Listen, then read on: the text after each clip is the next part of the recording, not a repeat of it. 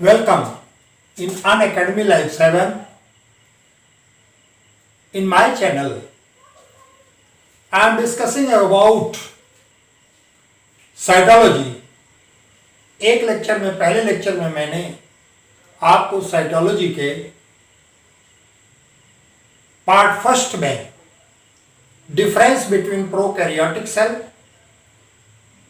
And eukaryotic cell and animal cell and plant cell, prokaryotic cell क्या है उसके बारे में मैंने डिस्कस किया था, उसकी डिस्कवरीज के बारे में डिस्कस किया था सेल के, और उसके नोट्स भी आप बनाए होंगे। आज हम एनिमल सेल और प्लांट सेल का इलेक्ट्रॉन माइक्रोस्कोपिक स्ट्रक्चर डिस्कस करेंगे और इसी स्ट्रक्चर से आज आपको समझाएंगे कि क्या बेसिक डिफरेंस है प्लांट सेल और एनिमल सेल में।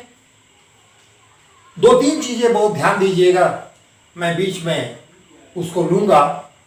सबसे पहले हम लेते हैं प्लांट सेल। ये प्लांट सेल का अल्ट्रा इलेक्ट्रॉन माइक्रोस्कोपिक स्ट्रक्चर है। प्लांट सेल को हम डिवाइड करते हैं, ये रिप्रेजेंटेशन, ग्राफिक रिप्रेजेंटेशन में अगले लेक्चर में दूंगा। उसको सेल वॉल, प्रोटोप्लाज्म और वैक्यूल में करते हैं। फिर प्रोटोप्लाज्म को हम न्यूक्लियस, साइटोप्लाज्म में डिवाइड करते हैं। यहां पर देखिए आपका ये सेल वॉल है ऊपर, ये मैंने 3 लेयर की बनाया। अंदर की लेयर रेड, बीच की ग्रीन, ब्लू और बाहर की लेयर जो है ये मैंने ब्लैक से बनाया है। अंदर की लेयर आपकी प्लाज्मा मेम्ब्रेन या प्लाज्मा है, प्लाज्मा मेम्ब्रेन है। ये जो बीच की ब्लू लेयर मैंने बनाई है ये हमारा मिडिल लैमेला है और ये पूरा आपका cell wall. In case of plant cell, cell wall is made up of cellulose और इसका जो मिडिल लैमेला है इस पे कैल्शियम पेक्टेट का जमाव होता है। कैल्शियम पेक्टेट का जमाव होता है। सेल वॉल का डिटेल भी अब लेना होगा, मैं लूंगा कि उसका प्राइमरी, सेकेंडरी और टर्शियरी ये इनमें क्या डिफरेंसेस होते हैं, कैसे इनका फॉर्मेशन होता है। सेल वॉल के अंदर ये टोटल भाग जो है प्रोटोप्लाज्म कहलाता है। जनरली लोग साइटोप्लाज्म और प्रोटोप्लाज्म को एक ही मान लेते हैं। No, cytoplasm is the part of protoplasm. अब इस प्रोटोप्लाज्म में बीच में एक अबाउट राउंडेड स्ट्रक्चर है which is situated in the centre, that is known as nucleus. Nucleus में 3 पार्ट होते हैं। Outer nuclear membrane, in the middle solid structure, rounded solid structure, that is nucleolus and cytoplasm. यहां पर मैंने एक black बनाया, that is heterochromatin. आप जानते हैं हेट्रोक्रोमेटिन और यूक्रोमेटिन में मैं डिस्कस कर चुका हूं कि ये डार्क स्टेन लेता है heterochromatin. Nuclear membrane is not continuous, एक कंटिन्यूअस नहीं होता। Nuclear membrane is not continuous. There are some pores found in the nuclear membrane. इसमें ये पोर्स पाए जाते हैं, इनको आप न्यूक्लियर पोर कहते हैं, न्यूक्लियर पोर। और इन न्यूक्लियर पोर से एंडोप्लाज्मिक रेटिकुलम चारों तरफ ये उलझे हुए हैं, कंपार्टमेंट बनाते हैं। न्यूक्लियोलस के बाहर और न्यूक्लियर मेम्ब्रेन के भीतर ये जो टोटल जो डॉटेड स्ट्रक्चर मैंने बनाया है that is nucleoplasm. In nucleoplasm nucleic acid is present. Nucleic acid is of two type, deoxyribose nucleic acid and ribose nucleic acid, DNA and RNA. अब आइए आप outside the nucleus and inside the cell wall, ये पूरा का पूरा भाग, ये total जो है साइटोप्लाज्म कहलाता है. It means the position of cytoplasm is outside the nuclear membrane and inside the plasma membrane, and there are certain organelles present in cytoplasm. They are also known as cytoplasmic organelle. अब इस cytoplasmic organelle में plant cell में कौन कौन से organelle पाए जाते हैं? दो ऑर्गेनेल डिफर करते हैं. एनिमल सेल में अभी मैं बताऊंगा कि हमेशा सेंट्रोसोम पाया जाता है और generally found lysosome, but both are commonly absent in plant cell.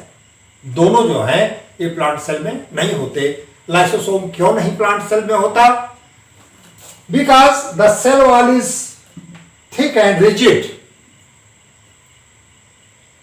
Foreign bacteria can not enter due to rigidness of the cell wall, so there is no need of lysosome.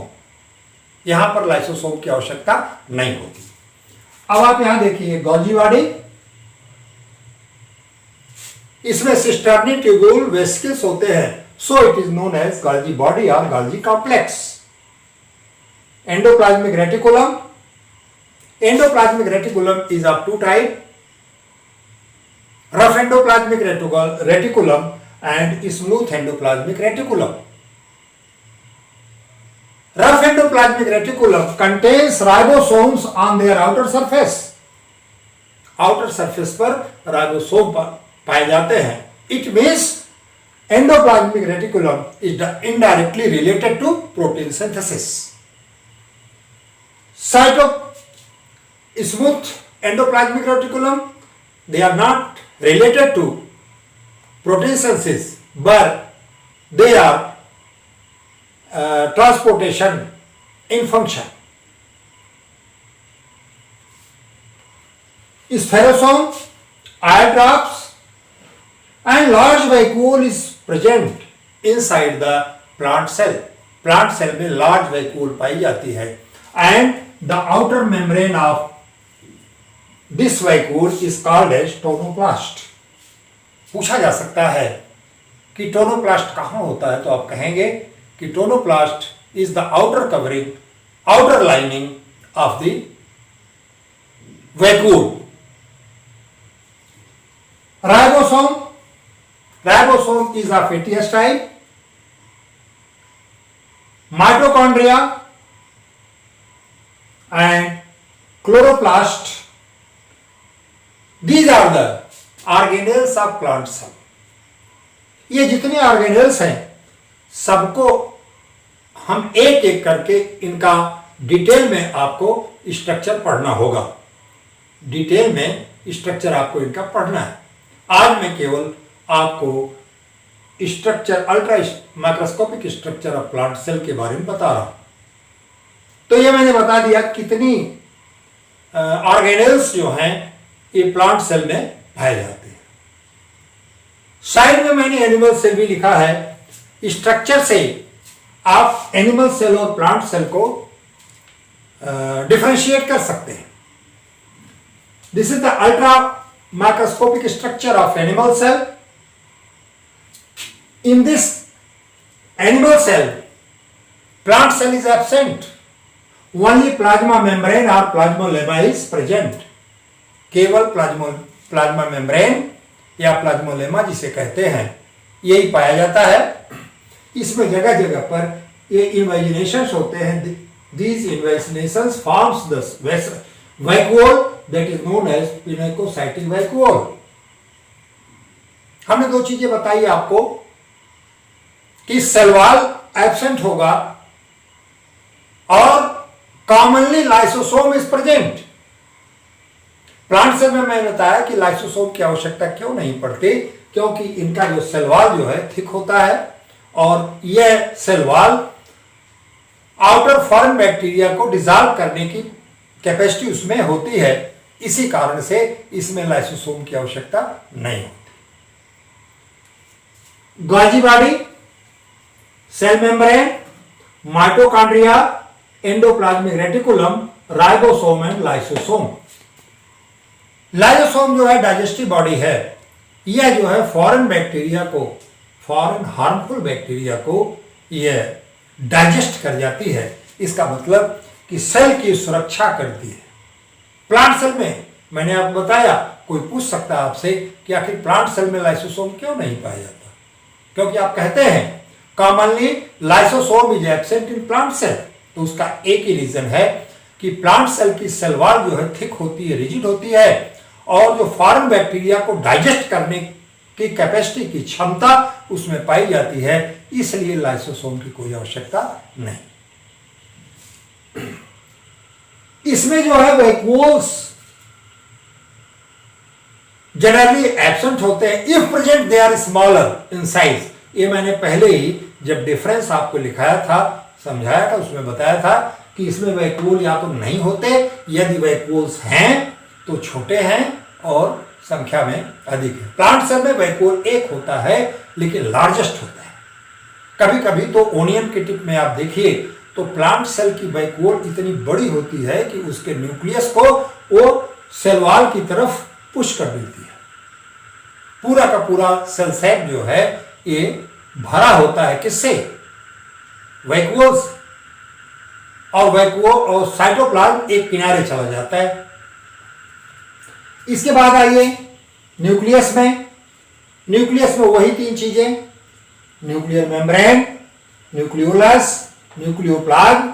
Nucleoplasm contains nucleic acid, that is DNA and RNA. अब देखिए basic difference देख लीजिए।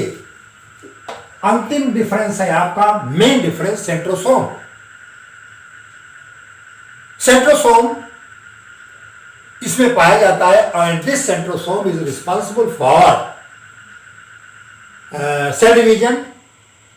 अब यहां पर एक देख लीजिए, एक नई डिस्कवरी है कि लाइसोसोम का फंक्शन जो है ये सेल डिवीजन का ट्रिगर है, क्योंकि जैसे ही लाइसोसोम फटता है उसी समय सेंट्रोसोम दो में डिवाइड होगा और सेल डिवीजन स्टार्ट हो जाता है। यह भी आप एक रीजन हो सकता है कि लाइसोसोम और सेंट्रोसोम दोनों एनिमल सेल में पाए जाते हैं। Centrosome is totally absent in plant cell. तो इस प्रकार से आप दोनों में डिफरेंसेस लगभग, अच्छा क्लोरोप्लास्ट नहीं होता क्योंकि एनिमल सेल जो है ये ऑटोट्रॉफिक नहीं है। एनिमल सेल ऑटोट्रॉफिक नहीं है, अपना भोजन स्वयं नहीं बनाता। So chloroplast is absent in case of animal cell. इस प्रकार से डायग्राम से, स्ट्रक्चर से मैंने आपको प्लांट सेल और एनिमल सेल के बारे में बताया। आज कल के लेक्चर में मैं एक चार्ट दूंगा और उस चार्ट से आप डिवाइड कर लेंगे कि सेल को किस तरह से हम स्टडी करेंगे। हम उस चार्ट में लाइसोसोम और सेंट्रोसोम लिखेंगे, लेकिन वहां लिखेंगे not found in plant, not found in animal. अब इसके बाद हम अगला लेंगे लेक्चर प्रोटोप्लाज्म का। प्रोटोप्लाज्म में उसके पहले plasma membrane, plasma membrane, unit membrane, उसकी क्या उसका क्या स्ट्रक्चर है। प्लाज्मा मेम्ब्रेन की दो तीन थियरीज दी गई हैं, रॉबर्टसन की है, डेविडसन की है। इनकी थियरीज है कि प्लाज्मा मेम्ब्रेन कैसे बनती है और बहुत सिंपल डायग्राम से हम आपको देंगे इसको। तो इस प्रकार से आज मैंने ultra microscopic structure of plant cell and animal cell दिखाया और दोनों मैंने साइड बाय साइड किया है। डायग्राम से आप कंपेयर कर सकते हैं।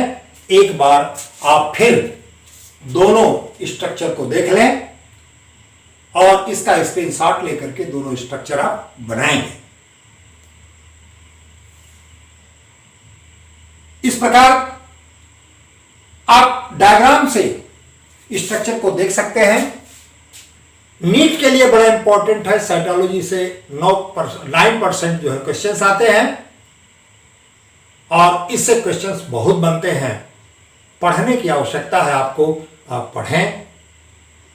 कल के लेक्चर में, अगले लेक्चर में मैं आपको सेल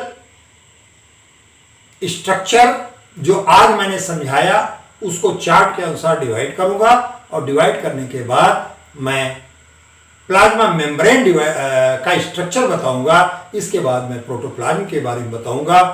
आज का लेक्चर इन्हीं दोनों डायग्राम के साथ पूरी तरह से समझा करके मैंने इस वीडियो को कंप्लीट किया है।